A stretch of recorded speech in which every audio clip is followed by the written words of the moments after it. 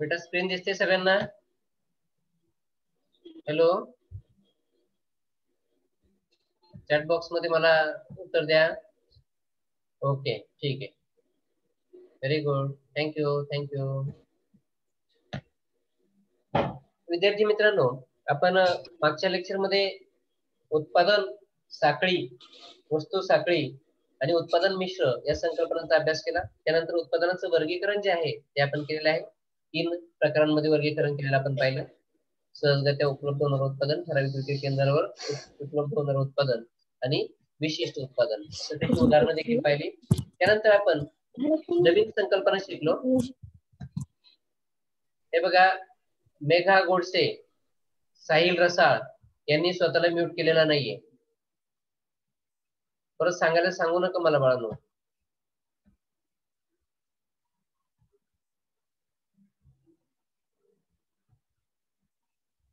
ठीक आहे. उत्पादन जीवनचक्र किंवा वस्तू जीवनचक्र याविषयीचा अभ्यास आपण त्या ठिकाणी केलेला आहे. तर वस्तू जीवनचक्रामध्ये कोणते 4 प्रमुख टप्पे समाविष्ट होतात त्या आकृतीच्या साहाय्याने आपण पाहिलेलं आहे. ती आकृती आपण पाहतोय. वस्तू किंवा उत्पादन जीवनचक्रातील जे टप्पे आहेत ते आपल्याला त्या ठिकाणी पाहायला मिळतील. पहिला टप्पा होतो वस्तू बाजारात आणणे किंवा उत्पादन बाजारात आणणे नव्यानेच. मोनाली आभाळे, तुला काय अपेक्षित आहे बेटा? कोण आहे मोनाली आभाळे?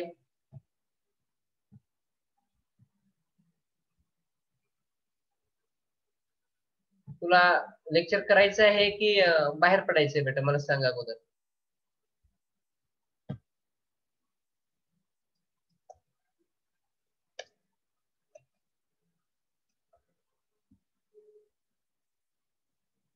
हॅलो,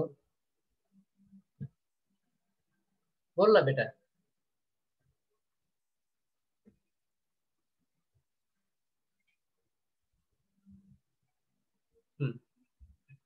तर प्रथमतःच वस्तू बाजारात आणायची आहे याचा अर्थ काय? वस्तू इंट्रोड्यूस करायची आहे, वस्तूची ओळख ग्राहकांना करून द्यायची. अगदी पहिल्यांदाच नवीन वस्तू बाजारात ग्राहकांना विक्रीसाठी उपलब्ध करून द्यायची आहे. तर याला म्हणायचंय पहिला टप्पा आहे वस्तू जीवनचक्रामधला, ती वस्तू बाजारात आणणे. उत्पादनानंतर पहिली प्रक्रिया वस्तू बाजारात आणली जाते. दुसरा टप्पा आहे उत्पादनात वाढ करणे अथवा विकास करणे. ग्राहकांची मागणी वस्तूला सातत्याने निर्माण झालेले त्या वस्तूच्या उत्पादनात जेवढं शक्य आहे तेवढ्या प्रमाणात वाढ केली जाते किंवा त्या वस्तूचा जेवढा काही विकास करता येणं शक्य आहे तेवढा विकास केला जातो. वस्तू विकास करणं म्हणजे काय? कोण सांगू शकेल मला? मला चॅट बॉक्स मध्ये तुम्ही उत्तर देऊ शकता. वस्तू विकास करायचंय म्हणजे काय करायचंय नेमकं? उत्पादनात वाढ समजू शकतो आपण, ती क्वांटिटी असते. पूर्वी कमी प्रमाणात वस्तू निर्माण केल्या जातील, आता त्यापेक्षा जास्त संख्येने वस्तू निर्माण केल्या जातात. ही झाली क्वालिटेटिव्ह ग्रोथ. पण वस्तू विकास त्याला आपण क्वांटिटेटिव्ह ग्रोथ असं त्या ठिकाणी म्हटलं जातं. मोनाली आभाळे का हात वरती करते सारखं सारखं, मला समजत नाहीये.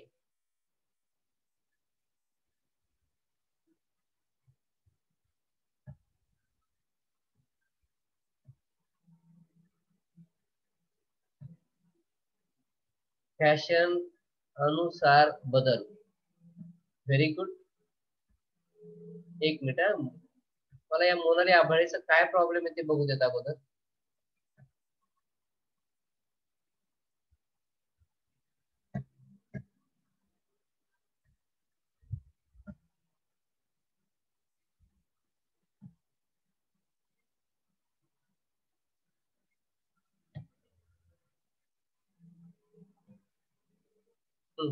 येतोय आवाज आता बेटा? हॅलो, त्या वस्तूंची माहिती सर्वांना होणे. वस्तू बॅड करणे का बाद करणे? Very good. याचा अर्थ काय होतो ते बघा, वाचा तुम्ही. तर बॅड असं दिसते, वस्तूत नाविन्य आणणे. Very good. अजून काही सांगता येईल कुणाला? उत्पादनात सुधारणा करणे. ठीक आहे, विकास करायचा म्हणजे उत्पादनात सुधारणा करणे, नवीन उत्पादनात वाढ करणे. अरे बाळा, ते झालं क्वांटिटेटिव्ह ग्रोथ. उत्पादनात वाढ करणे, पण वस्तूचा विकास करणे मी क्वांटिटेटिव्ह म्हटलेलं आहे. संख्येमध्ये वाढ होत नाही, ती गुणात्मक वाढ होते. म्हणजे काय केलं आता गुणात्मक वस्तूच्या गुणामध्ये किंवा दर्जामध्ये वाढ करायची तर काय केलं जात असेल? कशी होते वस्तूच्या दर्जात वाढ? येस, ठीक आहे. मी सांगतो. वस्तूचा आकार, वस्तूचा रंग, वस्तूचा दर्जा पूर्वीपेक्षा सुधारणे. याला गुणात्मक वाढ म्हणायची किंवा वस्तूचा विकास करणे असं म्हणायचे. पूर्वी जितक्या प्रमाणात वस्तूची उपयुक्तता होती त्यापेक्षा जास्त उपयुक्तता सिद्ध करणे. म्हणजे आपण म्हणतो ना डेटॉल साबण जो आहे तो 99% पर्यंत किंवा 100% जर्म्स किल करतो. बरोबर? तर हे पर्सेंट 99% असेल तर ते 100% पर्यंत वाढवणे. याला वस्तूचा विकास करणे असं त्या ठिकाणी म्हटलं जातं. आता कोरोना च्या संदर्भातली जी व्हॅक्सिन येते ते इतके टक्के प्रमाणात सफल होते, तितके टक्के प्रमाणात सफल होते. बरोबर? असं आपण म्हणतोय. तर त्याचं टक्क्यांचं प्रमाण जे आहे ना यशस्वीतेचं ते वाढवणे याला गुणात्मक वाढ त्या ठिकाणी वस्तूमध्ये आपण म्हणतोय. तर त्या वस्तूची जी उपयुक्तता आहे ती सिद्ध करणे याला वस्तूचा विकास करणे असं आपण म्हणू शकतो. ठीक आहे.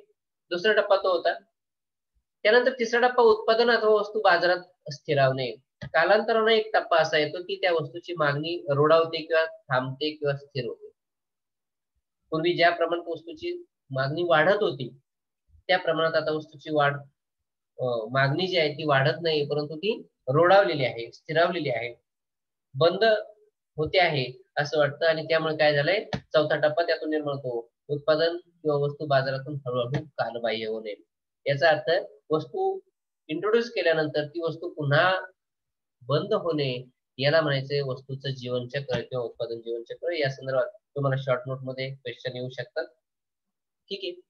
हे 4 टप्पे जे आहेत ना ते या ठिकाणी सविस्तरपणे सांगितलेले आहेत. लेक्चर संपल्यानंतर ही लेक्चर्स जेव्हा युट्यूबला अपलोड केले जातात तेव्हा तुम्ही ही माहिती त्या ठिकाणी वाचू शकता. बरं, ही गोष्ट लक्षात ठेवा की तुम्हाला आता कॉलेज रिओपन झाल्यानंतर तुम्हाला तुमच्या नोट्स किंवा नोटबुक्स हे प्रत्येक सब्जेक्ट टीचर कडून चेक करून घ्यायचे आहेत. हे लक्षात ठेवा. त्यामुळे तुम्ही जर अजूनही नोट्स प्रिपेअर केल्या नसतील प्रत्येक सब्जेक्टच्या ऍज पर सिलेबस, तुम्ही जरी तुमचे बुक्स पीडीएफ मध्ये तुमच्याकडे सॉफ्ट कॉपी मध्ये असतील परंतु पुस्तक जसंच्या तसं उतरवण्याची गरज नाही.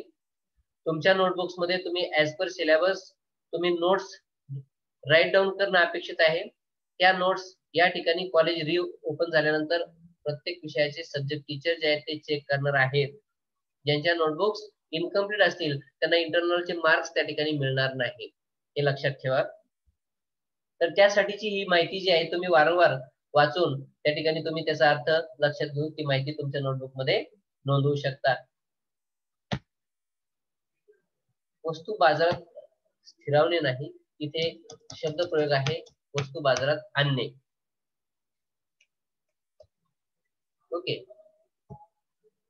वस्तू बाजारात आणल्यानंतर दुसरा टप्पा जो आहे तो वस्तूची वाढ होणे आणि तिसरा टप्पा आहे वस्तू स्थिरावणे किंवा मागणी स्थिरावणे. तर अशा प्रकारे पहिला टप्पा होता. दुसरा टप्पा काय होता, वस्तू उत्पादनात वाढ करणे किंवा उत्पादनाचा विकास करणे. म्हणजे जास्तीत जास्त लोकांनी ते उत्पादन स्वीकारणे आणि त्या उत्पादनाचा स्वीकार करण्यासाठी वस्तूमध्ये जो गुणात्मक बदल केलेला आहे त्यामुळे वस्तूची जास्त विक्री त्या ठिकाणी होते. नंतर उत्पादन अथवा वस्तू बाजारात स्थिरावणे.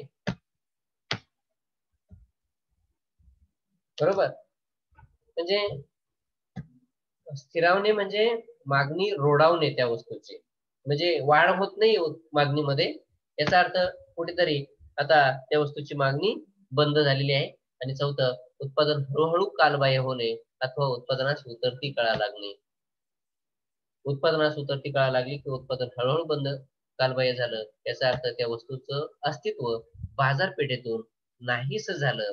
याचा अर्थ काय की वस्तू बाजारातून इंट्रोड्यूस केल्यापासून जेव्हा ती वस्तू बाजारातून कालबाह्य होते, हद्दपार होते, अशा प्रकारे तो जो प्रवास होता वस्तूचा त्या वस्तूच्या प्रवासाला वस्तू जीवनचक्र किंवा उत्पादन जीवनचक्र असं आपण म्हटलेलं आहे.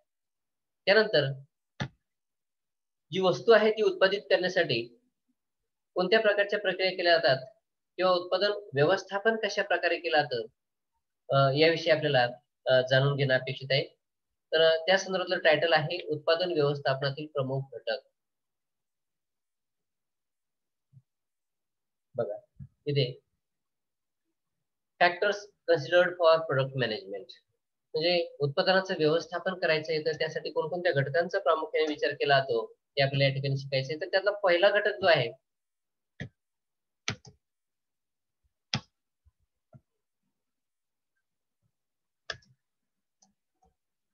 तो घटक आहे उत्पादन अथवा वस्तूतील वैशिष्ट्ये अथवा भिन्नता.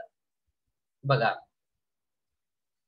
उत्पादनाचे व्यवस्थापन करायचे, नवीन प्रकारच्या उत्पादनाची निर्मिती करायची आहे किंवा बाजारपेठेमध्ये नवीन प्रकारचं उत्पादन ग्राहकांसाठी उपलब्ध करून द्यायचं आहे, तर त्यासाठी उत्पादनाचं व्यवस्थापन करत असताना पहिला घटक विचारात घेतला जातो तो आहे उत्पादन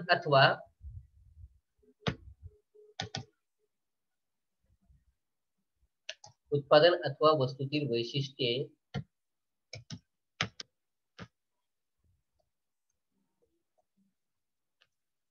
अथवा भिन्नता. बघा उत्पादन अथवा वस्तूतील वैशिष्ट्ये म्हणजे बघा प्रत्येक बाबीची किंवा प्रत्येक उत्पादनाची वैशिष्ट्ये ही वेगळी असतात आणि त्यामुळेच प्रत्येक उत्पादित वस्तू ही एकापेक्षा वेगळी आहे, स्वतंत्र आहे, भिन्न आहे असं आपल्याला दिसतं किंवा ते सिद्ध देखील केलं जातं. कारण त्या उत्पादित वस्तूमध्ये अशी काही गुणवैशिष्ट्ये असतात की ती इतर वस्तूंमध्ये नसतात.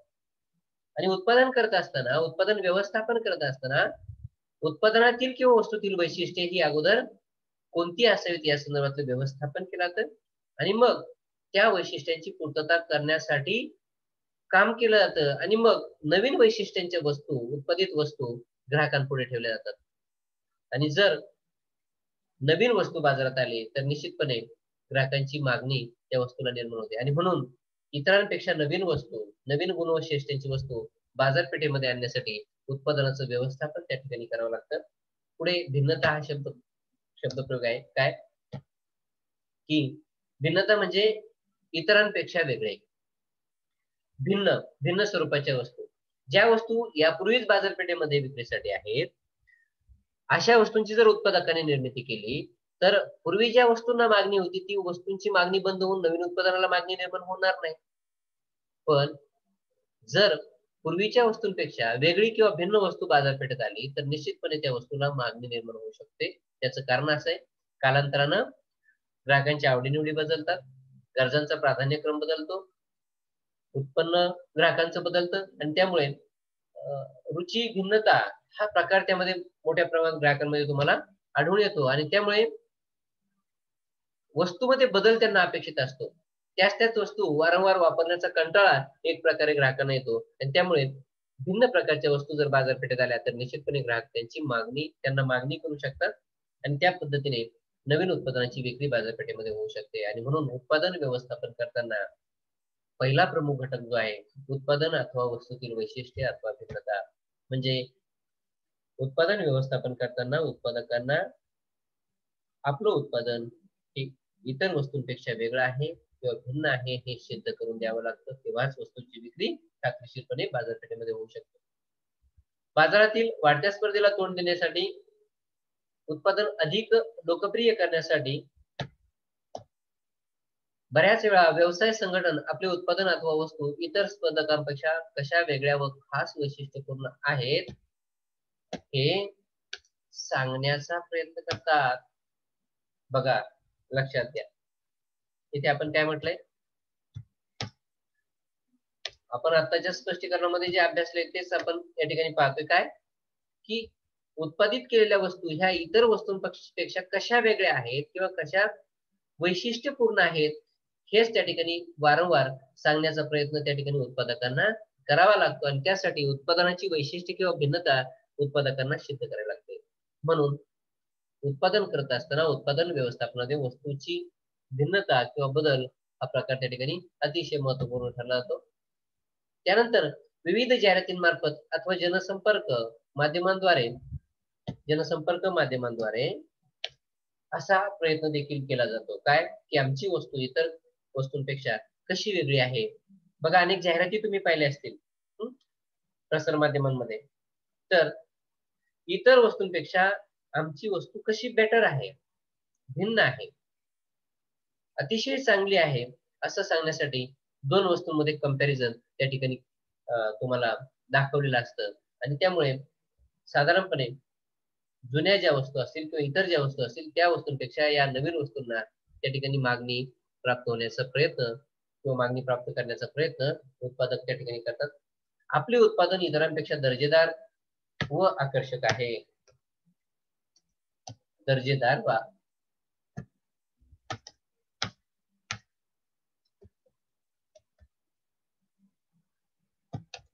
दर्जेदार व आकर्षक आहे, अधिक उपयुक्त आहे, हा त्या मागील हे समजावून देणे किंवा पटवून देणे हा त्या मागचा उद्देश असतो. बघा, इतरांपेक्षा आपली वस्तू कशी चांगली आहे, आकर्षक आहे, दर्जेदार आहे किंवा त्या वस्तूची उपयुक्तता कशी वेगळी आहे, ही वस्तूच्या गुणवैशिष्ट्यांवरून किंवा भिन्नतेतून या ठिकाणी लोकांना सांगता येतं. यामुळे जनमानसावर परिणाम करून विक्रय वृद्धीचा प्रयत्न केला जातो. म्हणजे ती एक मानसिक प्रक्रिया आहे. ग्राहकांचं मानसशास्त्र त्या ठिकाणी ओळखून ग्राहकांना कोणत्या बाबी आवडतात त्याविषयीची जाहिरात केली जाते आणि त्यामुळे काय होतंय, या जाहिरातीतून आपली वस्तू किंवा उत्पादित वस्तू इतर वस्तूंपेक्षा कशी भिन्न आहे, दर्जेदार आहे, हे ग्राहकांच्या मनावर बिंबवलं जातं आणि त्यामुळे त्यातून विक्रय वृद्धीचा चांगला प्रयत्न उत्पादकांकडून केला जातो. त्यामुळे विक्रय वृद्धी करण्यासाठी जो खर्च येतो तो त्या खर्चामध्ये वाढ होऊ शकते. परंतु जो खर्च आलेला आहे त्या खर्चाच्या तुलनेत वस्तूच्या विक्रीत सुद्धा वाढ होऊ शकते. बघा, उत्पादनातील किंवा वस्तूतील गुणवैशिष्ट्ये किंवा भिन्नता इतरांपेक्षा सिद्ध करण्यासाठी जे प्रयत्न केले जातात त्या प्रयत्नांसाठी अधिक खर्च येतो. विक्रय वृद्धीचा खर्च म्हणतो आपण त्याला. हा खर्च जरी जास्त येत असला तरी देखील तो खर्च केल्यामुळे त्यापासून मिळणारं उत्पन्न म्हणजे वस्तूच्या विक्रीतून मिळणारा पैसा किंवा उत्पन्न हे त्यापेक्षा जास्त असतं आणि म्हणून विक्रय वृद्धीसाठी असा खर्च केला तरी उत्पादकांना ते परवडतं आर्थिकदृष्ट्या आणि त्यातून वस्तूची भिन्नता किंवा गुणवत्ता सिद्ध करण्याचा त्या ठिकाणी प्रयत्न केला जातो. हा झाला पहिला घटक, उत्पादन व्यवस्थापनातला पहिला आणि प्रमुख घटक. त्यानंतर दुसरा घटक आहे उत्पादनाचे स्थान निर्माण करणे. कुठे स्थान निर्माण करायचे उत्पादनाला? बाजारपेठेमध्ये. बघा, उत्पादन व्यवस्थापन करत असताना उत्पादित केल्या जाणाऱ्या उत्पादनाला किंवा वस्तूला बाजारपेठेमध्ये मागणी निर्माण होईल, याचा अर्थ त्या उत्पादनाला बाजारपेठेत स्थान निर्माण होईल यासाठी उत्पादन व्यवस्थापन अगोदर केलं जातं. सर्वतोपरी आपल्या उत्पादनाला मागणी निर्माण करण्यासाठी आणि उत्पादनाचं बाजारपेठेत स्थान निर्माण करण्यासाठी उत्पादनाचं व्यवस्थापन त्या ठिकाणी करणं अपेक्षित असतं किंवा त्या पद्धतीचं व्यवस्थापन केलं जातं.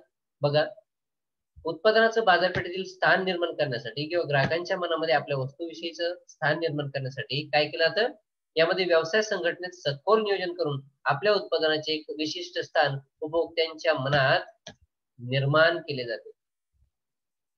व्यवसाय संघटना किंवा उत्पादक काय करतात की आपल्या उत्पादनाविषयीचं सखोल नियोजन केलं जातं आणि त्या नियोजनातून संबंधित वस्तू उपभोक्त्यांच्या मनात कशी बसेल किंवा उपभोक्त्यांकडून त्या वस्तूला कशी मागणी निर्माण होईल यासाठी प्रयत्न त्या ठिकाणी केला जातो. यामध्ये संस्थेच्या नावलौकिकाचा वापर केला जातो किंवा करता येतो. बघा, काही व्यवसाय संस्थांना मुळातच नावलौकिक प्राप्त झालेला असतो. सुरुवातीलाच नावलौकिक प्राप्त असल्यामुळे नवीन उत्पादन जरी त्या संस्थेने बाजारपेठेत आणलं तरी देखील त्या नावलौकिकाचा फायदा या नवीन वस्तूच्या मागणीसाठी होऊ शकतो. म्हणजे जुनी उत्पादनं ही दर्जेदार असतील तर नवीन उत्पादन हे केल्यानंतर त्यासाठी ग्राहकांच्या मनामध्ये त्या उत्पादनाविषयीचं स्थान निर्माण करण्यासाठी संघटनेला जास्त परिश्रम करण्याची आवश्यकता नसते, परंतु त्याविषयीचं नियोजन त्यांना अगोदर करावं लागतं. त्यामुळेच नावलौकिक त्यांना प्राप्त झालेला असतो. तरी सुद्धा नवीन वस्तू जी बाजारपेठेमध्ये त्यांना विक्रीसाठी स्थानबद्ध करायची असते त्या वस्तूचा दर्जा ग्राहकांच्या मनामध्ये किंवा बाजारपेठेमध्ये त्यांना दर्जामुळे त्या वस्तूचं स्थान बाजारपेठेमध्ये निर्माण करता येऊ शकतं. नवीन वस्तूचं स्थान बाजारपेठेत निर्माण झाल्यामुळे काय होतं, उत्पादकांच्या मनामध्ये ती वस्तू खोलवर रुजते किंवा त्या वस्तूची विक्री वाढू शकते. बघा, अगदी नव्यानेच एखादी उत्पादित वस्तू बाजारपेठेमध्ये उपलब्ध केली असेल विक्रीसाठी, तर त्या विक्रीच्या संदर्भात उपभोक्त्यांच्या मनामध्ये वस्तूविषयी आदर किंवा वस्तूविषयी भावना निर्माण करण्याचं काम विक्रेत्याकडून किंवा उत्पादकांकडून केलं जातं. आणि त्यामुळे काय होतंय, त्या वस्तूचं स्थान निर्माण झाल्यामुळे ग्राहकांच्या मनामध्ये किंवा बाजारपेठेमध्ये ती वस्तू ग्राहकांच्या मनामध्ये खोलवर रुजते. म्हणजे ठसा उमटतो त्या वस्तूविषयीचा ग्राहकांच्या मनावर. आणि मग अशा प्रसंगी ग्राहक दुसऱ्या वस्तूचा विचार करू शकत नाही. बघा, बरेच ग्राहक असे असतात की ते विशिष्ट आणि टिपिकल अशा वस्तूंचीच मागणी करतात. कारण संबंधित वस्तूंनी त्या ग्राहकांच्या मनावर एक वेगळी छाप, प्रतिमा निर्माण केलेली असते. आणि त्यामुळे काय होतंय, ग्राहक सातत्याने त्याच वस्तूची मागणी त्या ठिकाणी करतात. हे का झालंय? तर त्या वस्तूचं विशिष्ट असं स्थान बाजारपेठेमध्ये निर्माण झालेलं आहे. तुम्ही आजूबाजूला जर पाहत असाल तर लोक कोणकोणत्या प्रकारच्या वस्तू वापरतात आणि मग आपण कोणत्या वस्तू वापरल्या पाहिजेत याविषयीचा निर्णय ग्राहक घेतात. अगदी त्याच गोष्टीचा फायदा घेऊन उत्पादक काय करतात? आपल्या नवीन वस्तूचं स्थान ग्राहकांच्या मनामध्ये निर्माण करतात. वस्तूची स्थान निश्चिती ही साधारणपणे वस्तूंच्या बाजारपेठेतील ज्या स्पर्धा निर्माण झालेल्या असतात, बाजारपेठेमध्ये जी स्पर्धा आहे त्या स्पर्धेमध्ये आपल्या वस्तूचा निभाव लागण्यासाठी उत्पादनाचं स्थान बाजारपेठेमध्ये निर्माण करणं अपेक्षित आहे. म्हणजे स्पर्धेवर मात करण्यासाठी, वस्तू ग्राहकांच्या मनामध्ये रुजवण्यासाठी आणि वस्तूच्या विक्रीत वाढ घडवून आणण्यासाठी वस्तूचं किंवा उत्पादनाचं बाजारपेठेमध्ये स्थान निर्माण करणं अपेक्षित आहे. उत्पादन व्यवसाय करताना ग्राहकांची मनस्थिती लक्षात घेतली जाते. त्याचप्रमाणे मानसिक व स्पर्धात्मक वातावरण, त्यानंतर शासनाचे धोरण विचारात घेऊन असे नियोजन केले जाते. म्हणजे उत्पादनाचं स्थान जर ग्राहकांच्या मनात निर्माण करायचं असेल तर त्यासाठी कोणकोणते घटक कन्सिडर केले जातात? ग्राहकांची मानसिकता, बाजारपेठेतील स्पर्धा, शासकीय धोरण, या सगळ्या गोष्टींचा विचार केला जातो आणि त्यातूनच त्या वस्तूचं स्थान ग्राहकांच्या मनामध्ये निर्माण केलं जातं. अशा प्रकारे उत्पादन व्यवस्थापन करताना आपण पहिला घटक जो पाहिला, उत्पादन अथवा वस्तूतील वैशिष्ट्य किंवा भिन्नता, म्हणजे भिन्न प्रकारच्या किंवा वेगळ्या स्वतंत्र नाविन्यपूर्ण वस्तू निर्माण करायच्या आहेत. हा पहिला घटक विचारात घेतला जातो. आणि दुसरं, उत्पादनाचे स्थान ग्राहकांच्या मनात किंवा बाजारपेठेमध्ये निर्माण करणे. तिसरा घटक आहे उत्पादनाचे सुसूत्रीकरण अथवा उत्पादनातील फेरबदल.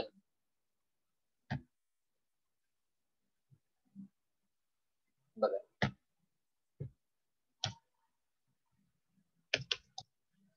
उत्पादनाचे सुसूत्रीकरण म्हणजे काय किंवा उत्पादनातील फेरबदल म्हणजे काय? उत्पादनातील सुसूत्रीकरण म्हणजे काय की वस्तूचं उत्पादन केल्यानंतर ते अचानकपणे बंद पडणार नाही. वस्तूचं उत्पादन सुरू केल्यानंतर त्याची गुणवत्ता ढासळणार नाही. वस्तूचं उत्पादन केल्यानंतर त्याची नगसंख्या ग्राहकांच्या मागणी सापेक्ष टिकवता येईल. एकदा उत्पादन सुरू केल्यानंतर त्या वस्तूची गुणवत्ता कधीही ढासळणार नाही किंवा ग्राहकांनी मागणी केल्यानंतर त्या वस्तू उपलब्ध करता येतील. याला म्हणतात उत्पादनाचं सुसूत्रीकरण. म्हणजे उत्पादनाचा दर्जा राखण्यासाठी, वस्तूचं नाविन्य राखण्यासाठी ज्या बाबी करणं अपेक्षित आहे त्या सगळ्या बाबींची पूर्तता करणं, त्याला उत्पादनातील सुसूत्रता असं त्या ठिकाणी म्हणायचे. उदाहरणार्थ, ग्राहकांची मागणी आहे परंतु वस्तूचं उत्पादनच नाही, याला उत्पादनातील सुसूत्रता असं अजिबात म्हणता येत नाही. किंवा ग्राहकांनी उत्पादनासाठी खूप मोठ्या प्रमाणात मागणी केली आहे, परंतु मग त्यासाठी मोठ्या प्रमाणात उत्पादन खर्च करून चालणार नाही. कमीत कमी उत्पादन खर्चामध्ये जास्तीत जास्त वस्तूंची निर्मिती करणं, याला उत्पादनातील सुसूत्रीकरण किंवा सुसूत्रता असं आपल्याला त्या ठिकाणी म्हणायचं. आणि उत्पादनातील फेरबदल तुम्हाला माहित आहे. फेरबदल म्हणजे काय की जे उत्पादन आहे पूर्वीचं त्यामध्ये आवश्यकतेप्रमाणे बदल घडवून आणायचे. मग ते आकारातील बदल असेल, रंगातील बदल असेल, दर्जातील बदल असेल किंवा हाताळणीतील बदल असेल, म्हणजे वस्तू बांधणी म्हणूयात आपण. तर उत्पादनामध्ये गरजेप्रमाणे फेरबदल किंवा बदल करणं अपेक्षित आहे. कधी कधी उत्पादनातील बदल करत असताना जुनी वस्तू नाहीशी करून, जुनी वस्तू बाजूला करून अगदी त्या वस्तूच्या जागेवर नवीन वस्तू निर्माण केली जाते. याला म्हणायचे उत्पादनातील फेरबदल. बघा, उत्पादन व्यवसायात किंवा व्यवस्थापनात काळानुसार सुसूत्रता आणता येते. या प्रकारात व्यवसाय संस्था नवीन तंत्रज्ञानाचा वापर करून उत्पादन अथवा वस्तूच्या आकारात, हाताळणीत सुसूत्रता आणण्याचा प्रयत्न करतात. बघा, एखादी वस्तू वापरासाठी गरजेची आहे, वारंवार त्या वस्तूचा वापर करायचा आहे आणि म्हणून त्या वस्तूचा आकार कसा असावा याविषयीचं नियोजन केलं जातं. जी वस्तू वारंवार हाताळायची आहे त्या वस्तूंचा आकार किंवा त्या वस्तूचं वजन हे फार असून चालणार नाही. वारंवार वापराव्या लागणाऱ्या वस्तूंचा आकार हा कमी असणं अपेक्षित आहे किंवा वारंवार हाताळणी केल्या जाणाऱ्या वस्तूंचं वजन हे कमी असणं अपेक्षित आहे. याला म्हणायची उत्पादनातील सुसूत्रता. याचा अर्थ काय की संबंधित वस्तू ग्राहकांच्या वापरासाठी सुलभ असणे, सोपी असणे किंवा त्यांना त्या वस्तूची सहजपणे हाताळणी करता येईल किंवा त्या वस्तूचा सहजपणे वापर करता येईल अशा प्रकारची वस्तू असणे याला म्हणत आपण उत्पादनातील सुसूत्रता. यामुळे काय होतंय, यामुळे उत्पादन हे उपभोक्त्यांमध्ये अधिक प्रिय होते किंवा लोकप्रिय होते. जे उत्पादन वापरासाठी योग्य आहे, हाताळणीसाठी योग्य आहे, बरोबर, अशा उत्पादनाला ग्राहकांकडून मागणी प्राप्त होते आणि त्यामुळे काय होते, हे उत्पादन लोकप्रिय होतं. लोकप्रिय होतं याचा अर्थ काय की या उत्पादनाची विक्री ही जास्तीत जास्त होते. याचा अर्थ काय, उत्पादनाच्या विक्रय वृद्धीस त्या ठिकाणी मदत होते. बघा इथे त्या संदर्भात आपल्याला काही उदाहरणं दिलेली आहेत. शैक्षणिक पुस्तकांच्या आकारातील बदल. शैक्षणिक पुस्तकांच्या आकारातील बदल. पूर्वीच्या तुलनेत आताची पुस्तकं हाताळणीसाठी योग्य आहेत. उदाहरणार्थ पुस्तकाच्या पानांचा दर्जा, पुस्तकाच्या पानांचा रंग, पुस्तकाचं कव्हर पेज असेल, फ्रंट पेज असेल आणि पुस्तकाचा आकार. पूर्वीच्या आकाराच्या तुलनेत आता नवीन आकाराची पुस्तके म्हणजे हाताळणीसाठी योग्य आणि सुलभ अशा आकाराची पुस्तके, सुलभ दर्जाची पुस्तके उपलब्ध करून देण्याचा प्रयत्न त्या ठिकाणी केला जातो. त्यानंतर उत्पादनाच्या वेष्टनातील बदल म्हणजे वेस्टर्न किंवा संवेष्टन, त्याला आपण बांधणी असं म्हणतो. जर वस्तूची बांधणी संवेष्टन जर आकर्षक असेल तर त्या वस्तूला निश्चितपणे मागणी वाढते. त्या वेष्टनातील वस्तू देखील चांगलीच आहे असं जर ग्राहकांना पटवून द्यायचं असेल तर त्या वेष्टनात त्या वस्तूचं वेष्टन देखील आकर्षक असणं अपेक्षित आहे. म्हणजे वस्तूच्या मागणीवर वेष्टनाचा सुद्धा परिणाम होतो. चांगल्या प्रकारचं वेस्टर्न किंवा वेस्टर्न असेल म्हणजे वेस्टर्नामध्ये जी माहिती नमूद केलेली आहे किंवा वेस्टर्नचा जो आकार आहे किंवा वेस्टर्नचा जो रंग आहे या गोष्टी सुद्धा वस्तूच्या मागणीवर परिणाम करणारे आहेत. त्यानंतर वाहनांमधील तंत्रज्ञानाचा बदल. बघा तुम्ही पाहताय की अलीकडे 3G 4G ऍक्टिव्हा म्हणजे हा तंत्रज्ञानातील बदल आहे. वाहनांमध्ये जो आणि बघा तुमच्या ज्या 4 व्हीलर्स आहेत त्यामध्ये अतिशय सुरक्षितता प्रोव्हाइड करणारी जी तंत्र वापरली जातात. उदाहरणार्थ एअर बॅग्स, बरोबर, डिजिटल डिस्प्ले किंवा तुमचं जे सेंट्रल लॉक असेल किंवा तुमचा जो रेअर कॅमेरा असेल, तर या गोष्टींमुळे काय होते की वाहनांमध्ये त्या वस्तू ते तंत्रज्ञान इन्स्टॉल केल्यामुळे त्या वाहनाचा दर्जा किंवा उपयुक्तता बदलत असते. याचा अर्थ काय की उत्पादनामध्ये सुसूत्रीकरण त्या ठिकाणी निर्माण केलेलं असतं. किंवा गरजेप्रमाणे त्या वाहनामध्ये किंवा वस्तूच्या आकारामध्ये, वस्तूच्या दर्जामध्ये बदल देखील त्या ठिकाणी करणं अपेक्षित असतं. उत्पादनातील फेरबदल म्हणजे जुने उत्पादन वगळून नवीन उत्पादन अथवा वस्तू तयार करणे होय. मी तुम्हाला अगोदरच सांगितलंय काय, उत्पादनातील फेरबदल. उत्पादनातील फेरबदल म्हणजे जुने उत्पादन वगळून नवीन उत्पादन अथवा वस्तू तयार करणे, हा झाला उत्पादनातील फेरबदल. मी तुम्हाला यापूर्वी काय म्हटलं होतं की काही उत्पादनाच्या दर्जात, रंगात, आकारमानात, चवीत बदल करायचा, यालाही उत्पादनातील फेरबदल म्हणतात.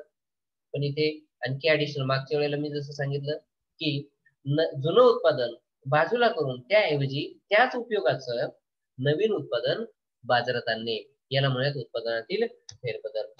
ठीक आहे. बऱ्याच वेळा त्याच वस्तूच्या प्रकारात नवीन वस्तू उत्पादित केली जाते.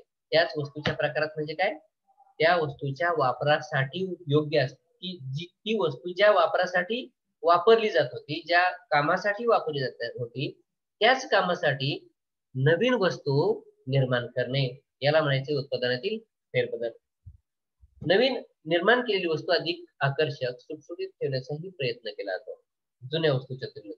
उत्पादनात फेरबदल काय केलाय, तर जुन्या वस्तूचा रंग चांगला नसेल, कदाचित जुन्या वस्तूचा आकार चांगला नसेल, कदाचित जुन्या वस्तूचा दर्जा चांगला नसेल.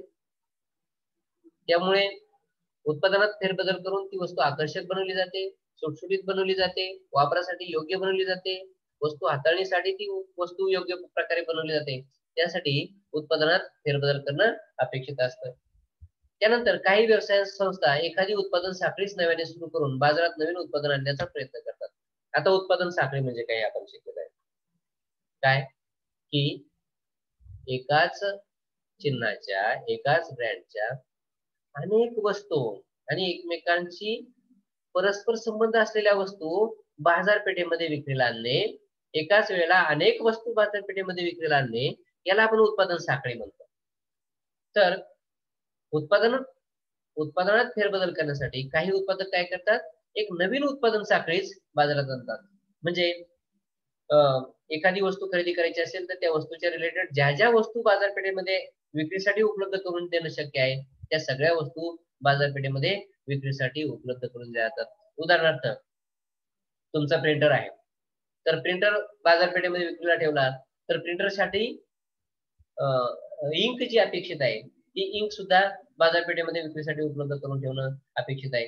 त्यानंतर त्या प्रिंटरसाठी जो टेबल लागणार आहे तो टेबल बाजारपेठेमध्ये उपलब्ध करून ठेवणं, त्या प्रिंटरसाठी जे इलेक्ट्रॉनिक डिव्हाइसेस अपेक्षित आहेत ते डिव्हाइसेस बाजारपेठेमध्ये उपलब्ध करून ठेवणं. याचा अर्थ काय की नवीन उत्पादन साखळी बाजारपेठेमध्ये उपलब्ध करून दिली जाते. आणि त्यामुळे काय झालं, अशा प्रकारे उत्पादनात फेरबदल केल्यामुळे त्या उत्पादनाच्या संदर्भातील ग्राहकांच्या मागणीचा पुरेपूर फायदा घेतला जातो. म्हणजे ग्राहक कोणकोणत्या वस्तूंना मागणी करू शकतात, वस्तूंची मागणी करू शकतात हे लक्षात घेऊन त्या पद्धतीने उत्पादनाचं व्यवस्थापन केलं जातं आणि उत्पादनामध्ये गरजेप्रमाणे फेरबदल देखील त्या ठिकाणी केला जातो. बाजारपेठेतील मागणी लक्षात घेऊन व्यवसायात असा बदल करणं अपेक्षित आहे. उत्पादनात केलेला फेरबदल उत्पादकांच्या उपभोक्त्यांच्या लक्षातही आणून द्यावा लागतो. त्यासाठी काय केलं जातं, विक्रय वृद्धीचे प्रयत्न करून जाहिरात केली जाते. जिथे जिथे शक्य आहे ग्राहकांच्या मनावर या वस्तूविषयीचं अस्तित्व किंवा वस्तूची उपयुक्तता बिंबवणं, त्या सर्व माध्यमांतून वस्तूविषयीची माहिती ग्राहकांपर्यंत पोहोचवली जाते. नवीन उत्पादन साखळी तयार केली असल्यास त्यासाठी विक्रय वृद्धीचा खर्च व्यवसाय संस्थेला करावा लागतो. परंतु आपण जसं मागच्या मुद्द्यामध्ये पाहिलं काय की विक्रय वृद्धीचा खर्च जरी वाढला तरी देखील विक्रय वृद्धीसाठी जो खर्च केला त्यामुळे वस्तूंच्या मागणीत जर वाढ झाली तर निश्चितपणे विक्रय वृद्धीपेक्षा जो खर्च केला त्यापेक्षा जास्त उत्पन्न ग्राहकांच्या मागणीपासून निर्माण होऊ शकतो. अशा प्रकारे उत्पादन व्यवस्थापनामध्ये जे घटक समाविष्ट असतात त्यामध्ये आपण पाहिलं की उत्पादनाचे सुसूत्रीकरण अथवा उत्पादनातील फेरबदल, त्यानंतर उत्पादनाचे स्थान बाजारपेठेमध्ये किंवा ग्राहकांच्या मनात निर्माण करणे आणि उत्पादनासह वस्तूची वैशिष्ट्ये किंवा भिन्नता पटवून देणे हे प्रमुख घटक आपल्याला उत्पादन व्यवस्थापनामध्ये सांगता येतात. तर अशा प्रकारे उत्पादन मिश्र हा जो घटक होता अभ्यासक्रमातला आपला तो संपलेला आहे. म्हणजे तिसऱ्या प्रकरणातला पहिला घटक जो होता उत्पादन मिश्र तो 100% संपलाय. आता जो दुसरा घटक आहे तो आहे किंमत मिश्र आणि त्याविषयी आपण आता माहिती करून घेणार आहोत. तुम्ही पाहत असाल किंमत मिश्र म्हणजे प्राइस मिक्स, बरोबर.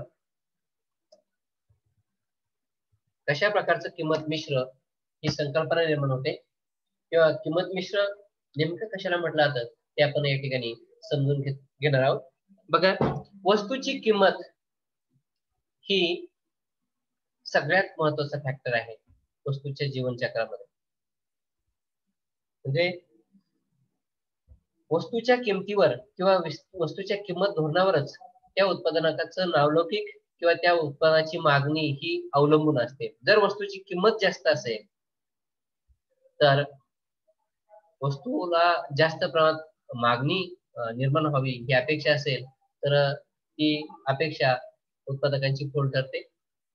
याचा अर्थ काय की या उत्पादनाची किंमत किंवा वस्तूची किंमत ही ग्राहकांना परवडणारी असली पाहिजे, किंबहुना वस्तूची किंमत जरी जास्त असली तरी देखील त्या किमतीचं समाधान वस्तू वापरापासून ग्राहकांना मिळणं अपेक्षित आहे. आणि मग वस्तूची किंमत ठरवत असताना अनेक घटक जे अपेक्षित धरावे लागतात किंवा लक्षात घ्यावे लागतात ते घटक देखील आपण समजावून घेणं अपेक्षित आहे. बघा, उत्पादन मिश्र प्रमाणेच किंमत मिश्र हा एकूण विपणन मिश्रचा घटक आहे. म्हणजे विपणन मिश्र मध्ये उत्पादन, किंमत, विक्रय वृद्धी आणि वस्तूचं स्थान, त्याला आपण प्लेसमेंट असं म्हणतो. असे जे 4 घटक असतात त्यातला एक घटक किंमत किंवा किंमत मिश्र हा विपणन मिश्रचा देखील एक घटक आहे असं या ठिकाणी म्हटलेलं आहे. किंमत मिश्रचा विचार करताना किंमत धोरण, त्याला प्राइसिंग पॉलिसी असं म्हटलं जातं. किंमत डावपेच म्हणजे प्राइसिंग स्ट्रॅटेजीज, सूट धोरण म्हणजे किमतीतील सूट, त्याला डिस्काउंट स्ट्रॅटेजी किंवा पॉलिसी असं आपण म्हणतो. उधार विषयक धोरण म्हणजे क्रेडिट टर्म्स किंवा फॅसिलिटी, अशा विविध घटकांचा विचार आपल्याला करावा लागतो. म्हणजे किंमत मिश्रमध्ये किंमत धोरण, किंमत विषयक डावपेच, सूट विषयक धोरण किंवा वस्तूच्या किमतीतील सूट आणि उधार विषयक धोरण या बाबींचा समावेश होतो. आपल्याला पुढे वस्तूची किंमत म्हणजे काय याविषयी थोडक्यात माहिती देणे. एखाद्या वस्तूचे, सेवेचे किंवा कल्पनेचे मूल्य जेव्हा पैशात व्यक्त होते तेव्हा त्याला किंमत असं म्हणतात. वस्तू, सेवा किंवा कल्पना या बाबी पैशात मोजल्या जाणे याला त्या वस्तूची किंमत ठरवणे असं म्हटलं जातं. When the value of product, service or idea is evaluated in terms of money, it is known as price. Okay. तर हे शिकल्यानंतर किंमत मिश्र म्हणजे काय हे आपल्याला समजावून घेणं अपेक्षित आहे.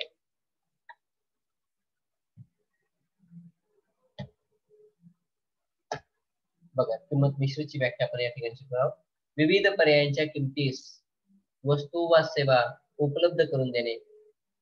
विविध पर्यायांच्या किमतीस म्हणजे अनेक किमतींमध्ये, म्हणजे एकाच वेळेला वस्तूंच्या किमती अनेक असणे किंवा अनेक उत्पादनं आणि अनेक किमती. विविध पर्यायांच्या किमतीस वस्तू वा सेवा उपलब्ध करून देणे व बाजारपेठेमध्ये जाणाऱ्या वस्तूंबाबत किमतीबाबतचे वैविध्य निर्माण करणे म्हणजे किंमत मिश्र होय. म्हणजे किमतीमध्ये व्हरायटी, थोडक्यात काय सांगूयात आपण, किमतीमध्ये व्हरायटी म्हणजे एकाच वेळेला बाजारपेठेमध्ये अनेक किमतीच्या वस्तू उपलब्ध करून देणे, वस्तू किंवा सेवा, याला किंमत मिश्र असं म्हणायचं आहे. बघा, म्हणजे उत्पादन मिश्र आपण पाहिलं की एकाच वेळेला अनेक प्रकारच्या वस्तू उपलब्ध करून देणं. आता इथे किंमत मिश्र ही संकल्पना आपण अभ्यासतोय, तर एकाच वेळेला वेगवेगळ्या किमतीच्या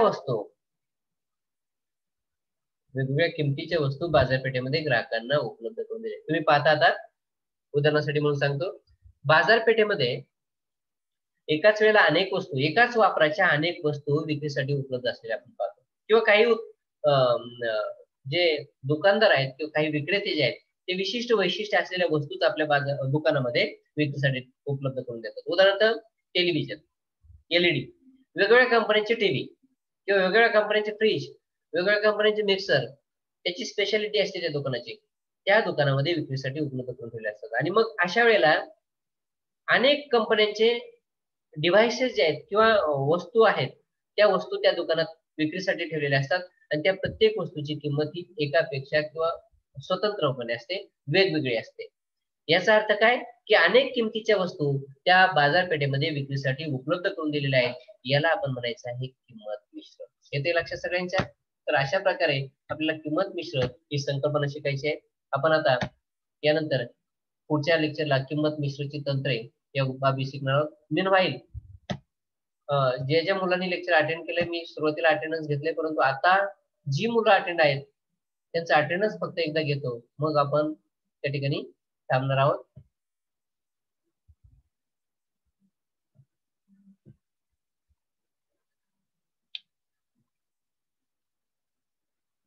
तुमच्या लक्षात येईल, एकदा लेक्चर अटेंड केलं की आपण लेक्चर मध्ये कंटिन्यू असणं अपेक्षित आहे किंवा ते लेक्चर 100% अटेंड करणं अपेक्षित आहे, तेव्हाच तुमचं अटेंडन्स या ठिकाणी गृहीत धरलं जातं.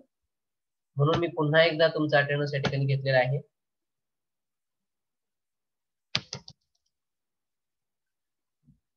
ओके.